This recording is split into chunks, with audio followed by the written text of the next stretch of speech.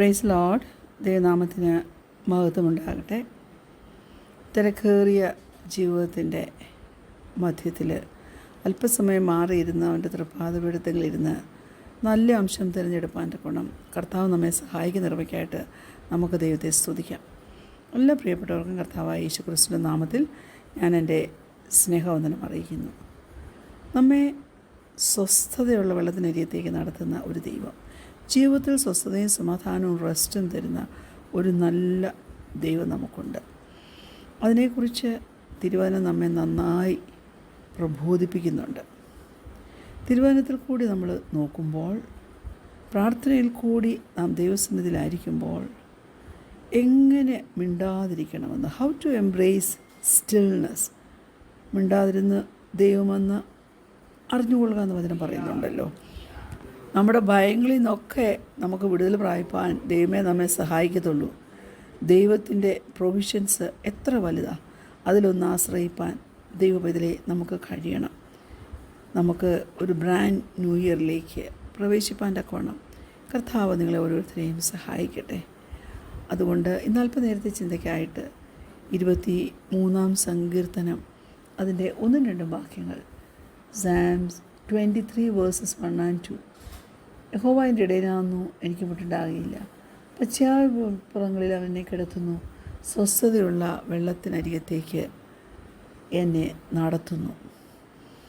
ദാവീദ് ഒരിക്കൽ ഒരു ഇടയനായിരുന്നു. Once a shepherd. He was once a shepherd. അതുകൊണ്ട് ഒരു ഷെപ്പേർഡിൻ്റെ റോൾ എന്താണെന്ന് അവന് നല്ലവണ്ണം അറിയാം.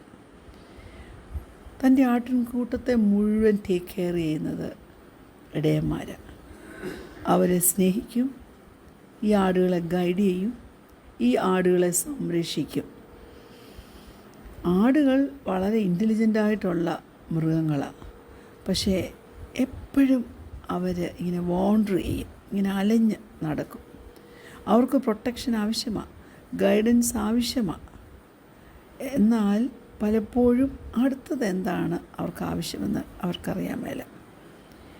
ദാവീദിന് ഷെപ്പേർഡ്സും ആടുകളും തമ്മിലുള്ള ബന്ധം നല്ലവണ്ണം അറിയാമായിരുന്നു, ആ റിലേഷൻഷിപ്പ്. അതുകൊണ്ട് ഈ കോണ്ടെക്സ്റ്റിൽ ദൈവം ആരാണെന്ന് ഒരു സാദൃശ്യം കാണിക്കാൻ വേണ്ടി ദൈവത്തെ ഇടയനായിട്ട് ദാവീദ് ചിത്രീകരിച്ചിരിക്കുക. അവൻ്റെ സ്വന്തം എക്സ്പീരിയൻസും അവൻ്റെ പരിചയം ആടിനെ മേയ്ക്കുന്നതിൽ നിന്നും.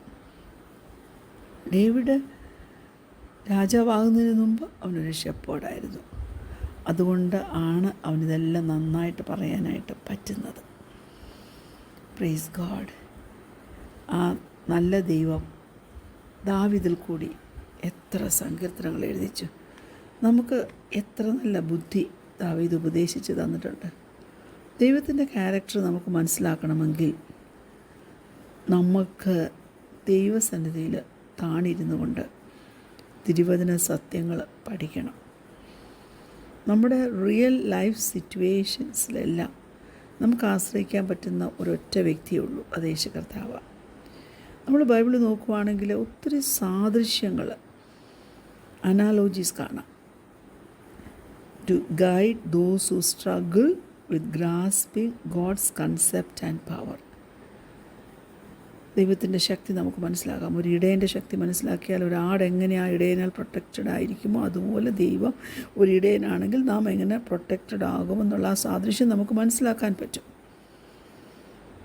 ദൈവത്തിൻ്റെ നേച്ചർ നമുക്ക് മനസ്സിലാക്കാനായിട്ട് പറ്റും.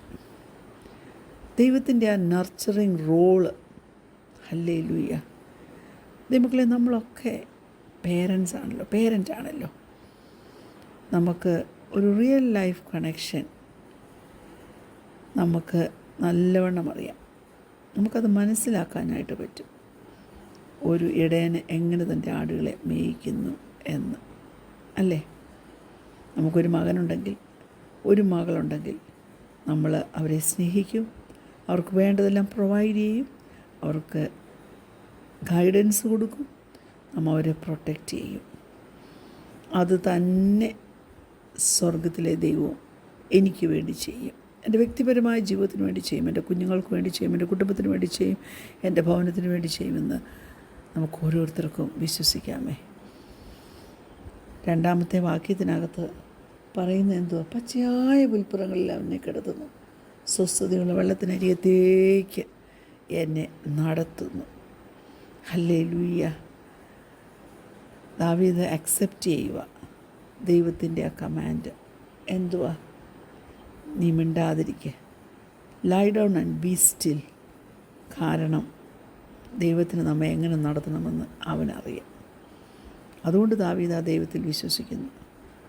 ദാവീദിൻ്റെ എബിലിറ്റി ഒന്നുമല്ല, പക്ഷേ ദൈവത്തിൻ്റെ എബിലിറ്റി തന്നെ ലീഡ് ചെയ്യുന്നതിൽ ദൈവം വെളിപ്പെടുത്തുന്നതുകൊണ്ട് തനിക്ക് തൻ്റെ ജീവിതത്തിൽ സ്വസ്ഥത കൈവരിക്കാനായിട്ട് ഇടയായിട്ടുണ്ട്.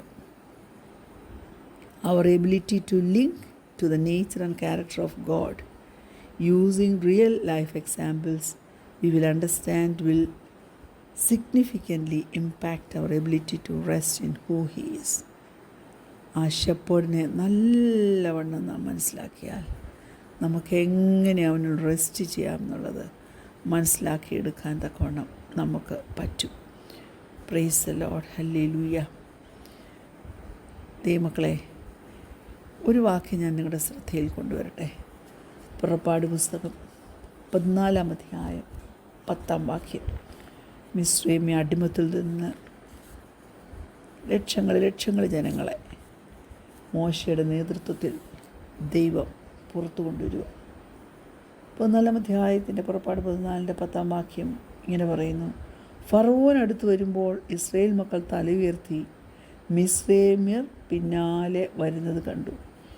ഏറ്റവും ഭയപ്പെട്ടു. ഇസ്രായേൽ മക്കൾ യഹോവയോട് നിലവിളിച്ചു. സ്തോത്രം. മോശയുടെ നേതൃത്വത്തിലാണ് ഫറവോൻ്റെ അടിമത്തിൽ നിന്ന് അവർ പുറപ്പെട്ടു വരുന്നത്. മുമ്പിൽ ചെങ്കടലുണ്ട്, പക്ഷെ അവർക്കറിയത്തില്ല അവരുടെ മുമ്പിൽ എന്തൊക്കെ തടസ്സങ്ങളുണ്ടെന്ന് അറിയത്തില്ല. പക്ഷെങ്കിൽ ചെങ്കടൽക്കര വന്നപ്പോൾ പിന്നീട് അവർക്ക് പ്രോഗ്രസ് ചെയ്യാൻ പറ്റാതെ വന്നു. എന്നാൽ ഫറവോൻ്റെ കാഴ്ചപ്പാടിനെ ദൈവം മാറ്റുക. എന്നിട്ട് നമുക്കറിയാം അവൻ ചെങ്കടലിൽ വിഭാഗിച്ചത്. അവരുടെ യാത്ര ദൈവം ഉണ്ടാക്കി കൊടുത്ത പുതുവഴിയിൽ കൂടി അവരെ നടത്തിയത്. എന്നാൽ അതേ പാതയിൽ കൂടി നടന്നു വരുവാൻ നോക്കിയ മിസ്രയീമ്യ സൈന്യത്തെ ആ വെള്ളത്തിൽ താഴ്ത്തിയ ദൈവത്തിൻ്റെ ശക്തിയെ, ഫറവോന്യ ശക്തിയെ, മുക്കിക്കളഞ്ഞ ദൈവശക്തിയെ നല്ലവണ്ണം ജനത്തിന് മനസ്സിലാകുവാൻ തക്കവണ്ണം ഇടയായി. തടസ്സങ്ങളെയെല്ലാം ദൈവം മാറ്റിക്കൊടുത്തു. നമുക്കറിയാൻ മേലാത്തൊരു ജേണിയിൽ കൂടി നമ്മൾ പോകുമ്പോഴും എന്നെ കേൾക്കുന്ന പ്രിയപ്പെട്ട ദൈവപൈതലേ, അത് വളരെ ഇൻക്രെഡിബിളി ചലഞ്ചിങ് ആയിട്ട് നിനക്ക് തോന്നിയാലും ഞാൻ പറയട്ടെ, നീ ദൈവത്തിന് കീഴ്പ്പെട്ടിരിക്കുക. തന്നെയുമല്ല, നമ്മൾ ഡിസോറിയൻറ്റഡായിട്ട് കൺഫ്യൂസ്ഡായിട്ടുള്ള സിറ്റുവേഷൻസിൽ പതറിപ്പോകരുതേ.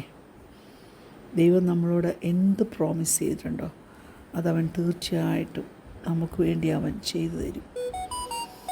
അതുകൊണ്ടാണ് പറയുന്നത്, മിണ്ടാതിരുന്ന് ദൈവമെന്ന് അറിഞ്ഞുകൊള്ളു. പുറപ്പാട് പുസ്തകം 14-14 ഇങ്ങനെ പറയുന്നത്: യഹോവ നിങ്ങൾക്ക് വേണ്ടി യുദ്ധം ചെയ്യും, നിങ്ങൾ മിണ്ടാതിരിപ്പിനെന്ന് പറഞ്ഞു.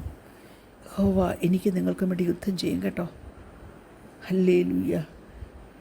മോശ ഇസ്രായേൽ ജനത്തോട് പറഞ്ഞ് അവരെ ധൈര്യപ്പെടുത്തിയതാണ്.